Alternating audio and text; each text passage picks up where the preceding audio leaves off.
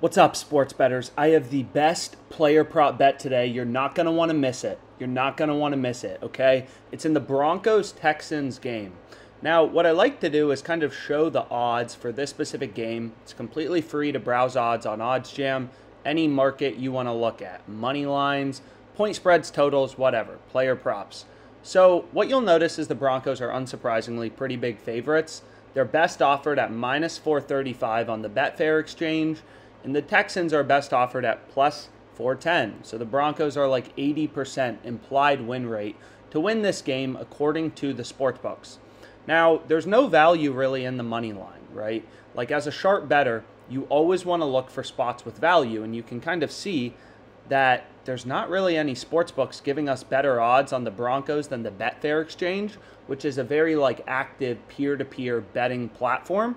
So as you get closer to game time and there's a lot of money being bet on this, betting exchange, it becomes a really valuable source of information, right? And the reason is if there's tens of thousands of dollars being bet every minute on the Broncos minus 435 odds, it feels pretty terrible to bet on them minus 535 on Betfred, if that makes sense. So you kind of look at the Betfair exchange, Bet Online, and Pinnacle, which are three of the most active, sharpest sportsbooks and betting exchanges, to get a sense of what should the prices be, right? What should the prices be in the first place?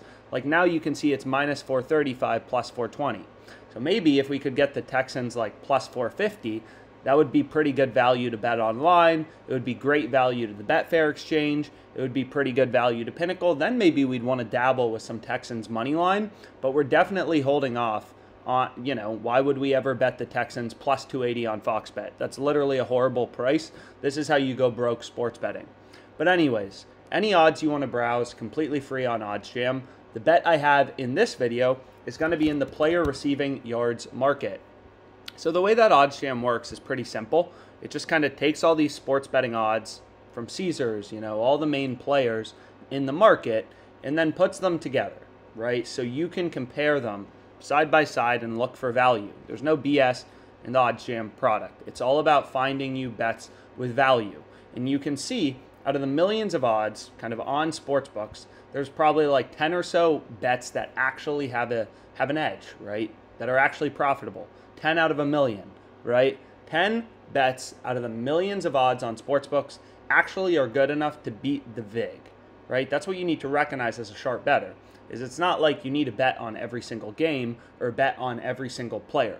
You're looking for those rare opportunities where sportsbooks are slipping up, and then you hit those bets, and then you look for the next places they're slipping up. And what you can see is the highest profit margin bet with a 4.85% return is on Brevin Jordan under 15.5 receiving yards. He had one reception for 5 yards in week 1 against the Colts, and you can see Caesars is way off of the market, right? Like they're giving you 25 cents better than any other sportsbook. Every sportsbook is pricing this at minus 115, minus 115, minus 115, minus 115, minus 117. These are obviously the same. The OddsJam line is just real-time odds from Pinnacle. So what you'll notice is like, wow, Caesar's really slipping up. And we're getting plus 110. And what you'll also notice is Bet Online and Pinnacle, which are two of the sharpest bookmakers, right? Most efficient betting markets. They take the highest betting volumes, so their markets are most indicative of the true win probability for a bet, are both, juicing this towards the under. So the under should be favored, right? Bet Online has this minus 115. Pinnacle, the sharpest bookmaker, is pricing this at minus 117.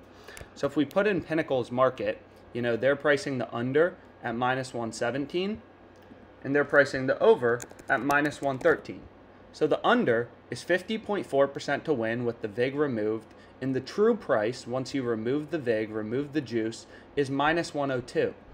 So the sharpest bookmaker in the world thinks the true price for this bet is minus 102, and we're getting plus 110.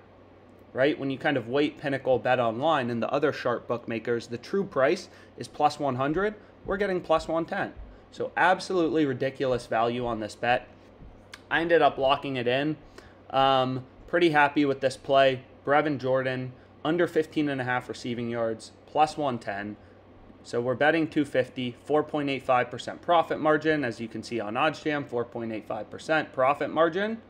So what you'll notice is, okay, our bet has 12 bucks in profit margin, right? If you tried to give me $10 for my bet, $10 bill, I wouldn't give you my bet because my bet is worth $12. You take your edge or your profit margin, percent, right? And you multiply it by your stake. So our bet's worth 12.13 in EV, in profit margin. And again, like, is this bet guaranteed to win? No, but it's going to hit 50-ish% of the time, 50.4% of the time. So given the fact that we're getting plus money, plus 110, we know that this bet has a mathematical edge over the sportsbook, right? It's one of those rare opportunities where sportsbooks are really slipping up. It's a value bet, which is something people don't think about a lot. And we can hit out some other bets, but like, you know, most sports books, like if we go to Caesars right here, is if we go to baseball as an example. So we have a bet on this Rangers game. So we have under 7 at plus 110 odds. You can see right now, now the under 7 is minus 115. We bet this at plus 110. So clearly got a pretty good bet on. But the typical juice for totals and spreads, for MLB, stuff like that, see, this is the power of OddsJam. Bet something plus 110, they moved it to minus 115. Incredible. But minus 110 juice means for both the over and the under, you have to bet 11 to win back 10, which isn't really fair if you think about it, right? Because you're betting 11 to win back 10, and the game either goes over or under every time. So the sportsbook's always taking that extra dollar from you, which is the vig.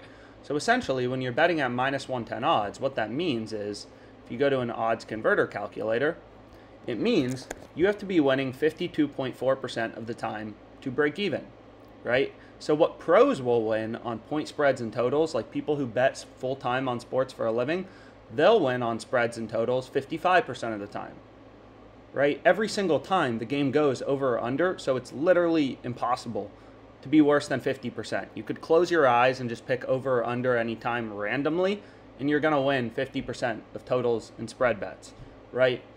So really that difference between winning 50 to 55% of the time is like going broke sports betting versus making a ton of money sports betting. So basically, like if you wanted to earn $2,000 a month, you're placing $75 bet sizes, and your average bet, let's say, is close to this, 4.5%.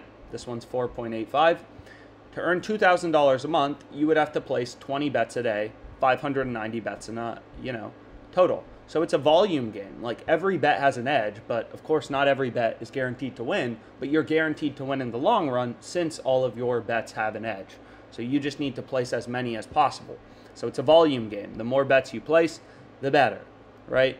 So we can refresh OddsJam, and we can of course see if anything else interesting comes up. So now there's a play on DraftKings, so it looks like the lines, wow, that looks incredible. Under 21.5 in the Rams-Falcons game. So looks like some lines are moving lower. DraftKings really screwing up, like you can see right here. Now this is on DraftKings. Every book pricing at minus 110. We're getting plus 115. Incredible. Incredible. So that's pretty incredible, isn't it? So hopefully you enjoyed the Mets -2. That looks great. Hopefully you enjoyed this video. And maybe let's add Mets -2. I like that for today. I really do. So we'll add Mets -2. You have DeGrom on the mound versus the Pirates. Yes, please. Yes, please. So let's hit this for $750. There are insufficient funds. Stake exceeds maximum for the market. Okay, let's try 500. And there we go. So I'm going to add Mets -2, which I'm pretty happy about. So Mets -2. 500 minus 125, 918. So that's another bet we can add. So when you're betting at minus 125 juice, you have to win 55.56% of your bets to break even, right? But Pinnacle, minus 138 plus 122, that's their market. So you have to win 55.56% to break even. But their market is minus 138 plus 122. We should be winning this bet like 56.5% of the time. So hopefully you enjoyed this video. Let's make some frickin' money betting on the NFL.